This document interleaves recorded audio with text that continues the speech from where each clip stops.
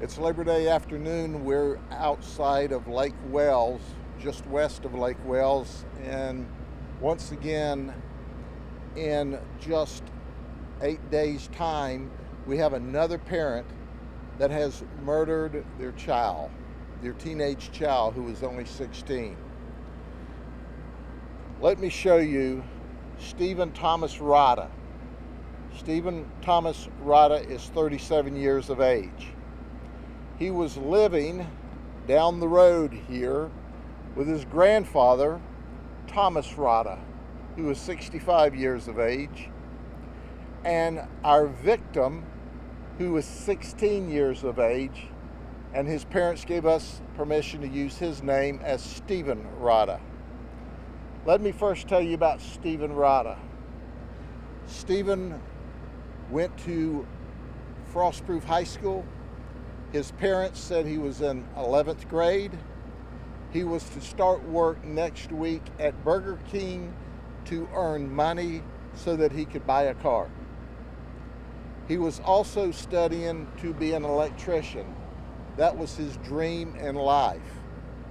Stephen Rada, who's 16 years of age, was a great kid. Not just a good kid, but a great kid. In fact, he was living with his grandfather to help him out while his grandmother was in rehab. That's the kind of kid that Stephen was.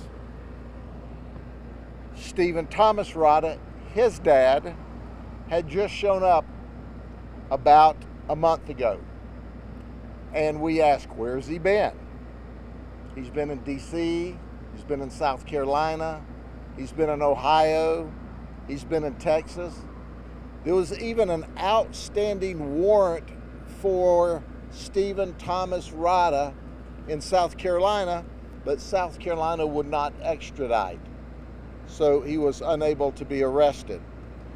Well, on this particular morning, Thomas Rada, the grandfather, left about 8 o'clock to go visit with his wife in rehab.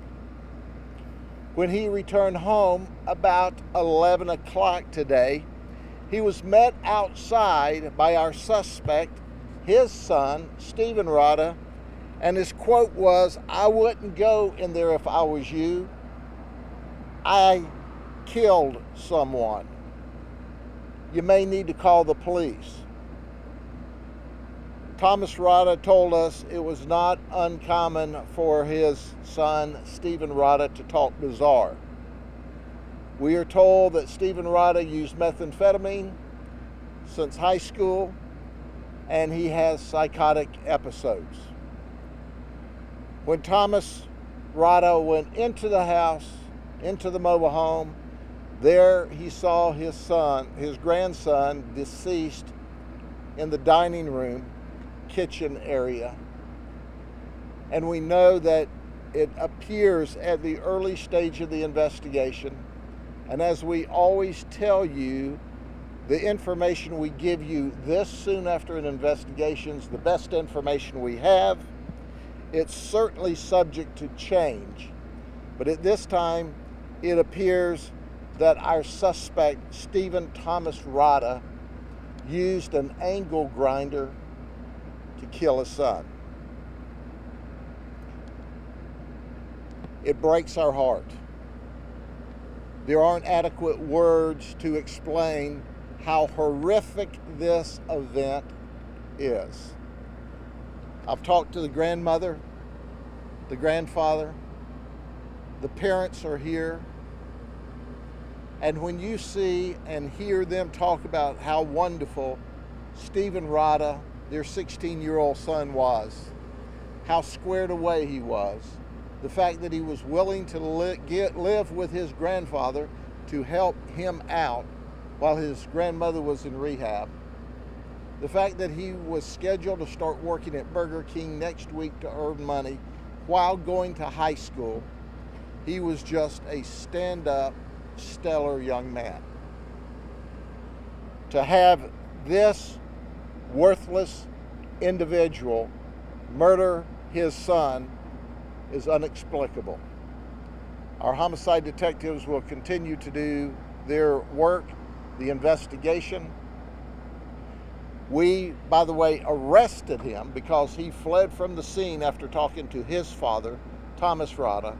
He fled from the scene, and we caught him about a mile west of here on Highway 60. He was leaving the area. As I said before, he's been from Texas, South Carolina, Ohio, Washington, D.C. He moves around a lot. And after killing his son, he was leaving again.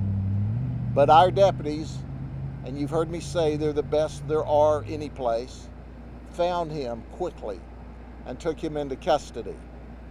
And when we took him into custody, he told our deputy, "You probably need to read me my rights." And that's exactly what we did. So he is in custody. The community's safe. We don't know yet why Stephen Thomas Rada attacked and murdered his son, Stephen Rada. That's under investigation. But our prayers are with the family, and I want you to know that the world lost a great young man today. We lost a great young man, and we've got an evil, evil man in custody, and we're going to do our best to see that he spends the rest of his life in prison. I don't know what else I can tell you. I'll try to answer any questions that you have. You know what we know at this time. Our crime scene detectives, as well as a homicide team, are at the residence. It was the warrant in South Carolina that was outstanding was some kind of resisting warrant, disturbance warrant, probably a misdemeanor warrant. We're still going through his criminal history. He apparently has criminal histories all over the United States. This guy has been nothing but a problem to society for a very long time, a very long time. And now he's turned a problem person into an evil person when he murdered his son and created a horrible set of circumstances for a loving family.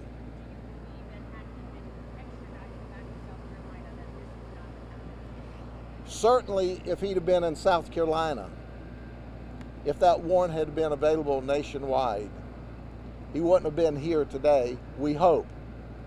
Depending on when we found him and extradited him, theoretically he could have posted bond and come back. So that's really a hypothetical. But listen, it's not uncommon for different states to say, hey, we've got a warrant for this person, but as long as he stays out of our state, we don't want to come get him. And that's true on minor charges, and apparently this is a minor charge. We're looking to see what his criminal history contains, and once we run all that down, then our PIOs will release that later on. But we know he's got an extensive criminal history. We know that he's an evil, evil person. We know that he murdered his son today. And that son was a beautiful 16-year-old person. A beautiful 16-year-old person who was just a great kid. Excuse me, I can't hear you. Did the family report him having a violent history? The family has reported that he's psychotic. He's got a history all the way back to high school of using methamphetamine. I don't know that about any Baker Acts or mental health evaluations, but he's just an evil person. And you go, well, he might have had a mental health issue. Well, of course he did. People don't murder people unless they're nutso. So anybody who murders somebody has a hitch in their giddy up. That doesn't mean they're criminally insane. It just means they're evil and they're mean, and when things don't go their way, they kill people. So he told his father, hey, I've killed somebody in the house, you don't want to go in there. And then he takes off, he's leaving. But our deputies found him, and he's in custody. Do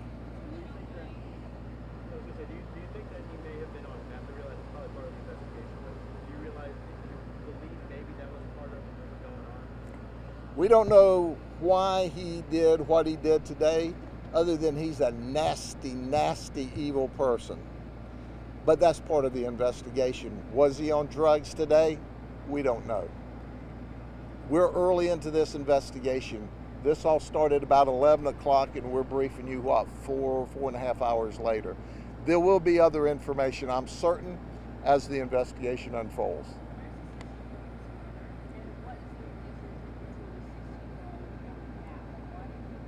The 16-year-old's mother lives in Lake Wales, and the 16-year-old was staying with his grandfather to help his grandfather because his grandmother is in rehab when the son shows back up here.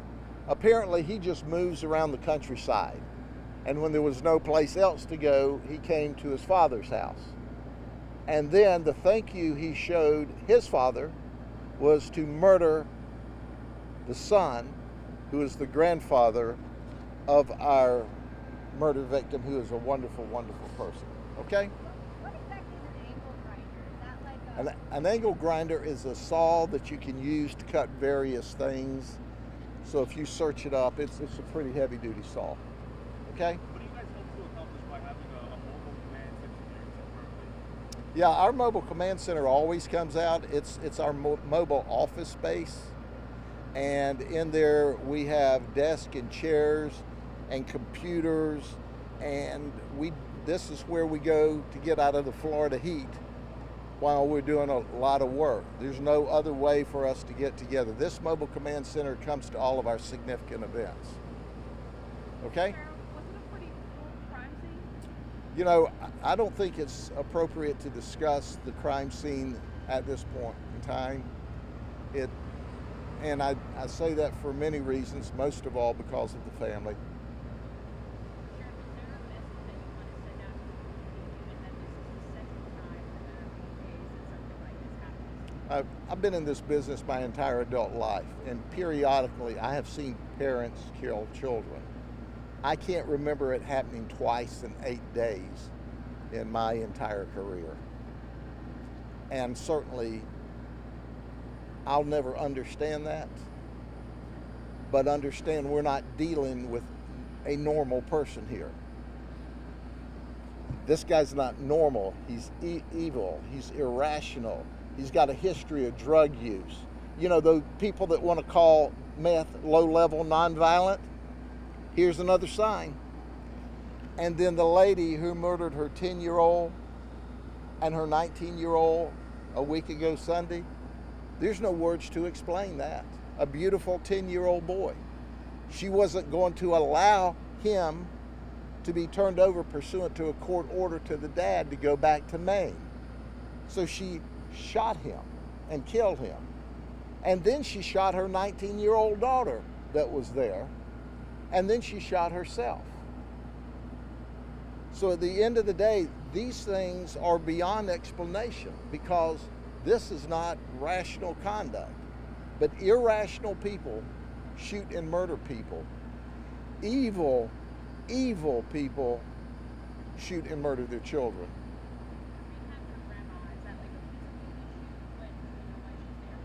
I don't know why grandma's in rehab. Okay? What was the nature of the conversation with the family? Obviously, probably something emotional. I talked to the grandmother and the grandfather as the detectives talked to the family, and they are just, as you well expect they should be. We would all be the same way. They're devastated and they're heartbroken and they don't understand. Well, quite frankly, we're devastated and we're heartbroken for them, and we don't understand why anyone can ever murder their child. Ever. Ever. But they did it today. So the family is just in absolute total shock, just like any one of us would be if it were our family. All right? Thank you very much. God bless you. See you soon.